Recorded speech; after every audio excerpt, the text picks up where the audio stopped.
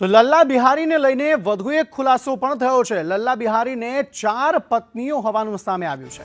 લલ્લા બિહારીએ પત્નીઓ માટે અલગ અલગ ઘર પણ ખરીદ્યા હતા। ચારે પત્નીઓ અલગ અલગ ઘરમાં રહેતી હતી। જમીલા બાનુ, ફિરોઝા બાનુ, તબમ્મન અને રૂકસાના બાનુ 4 પત્નીઓથી તેને 9 સંતાનો હોવાનું પણ સામે આવ્યું છે। 9 સંતાનો પણ 2 નંબરના કારોબાર તેના સંભાળતા હતા। નેતાઓના લેટરપેડથી ભારતીય ડોક્યુમેન્ટ તે બનાવતા હતા।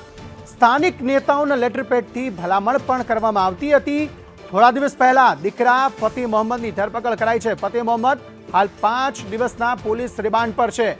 લલ્લા બિહારી વૈભવી લાઇફસ્ટાઇલનો શોખીન છે। પત્નીઓના ઘરે દસ્તાવેજ અને રોકડ પણ રાખતો હતો। ગઈકાલે સાંજે ક્રાઇમ બ્રાન્ચે તપાસ હાથ ધરી હતી, જેમાં દસ્તાવેજ, બિલબુક સહિત 4 બેગ ભરીને પુરાવાઓ કબજે કરાયા છે। ઘરમાંથી 9.50 લાખ રોકડ અને દાગીના પણ મળી આવ્યા છે। ઘરમાંથી પૈસા ગણવાનું મશીન પણ ઝડપાયું છે।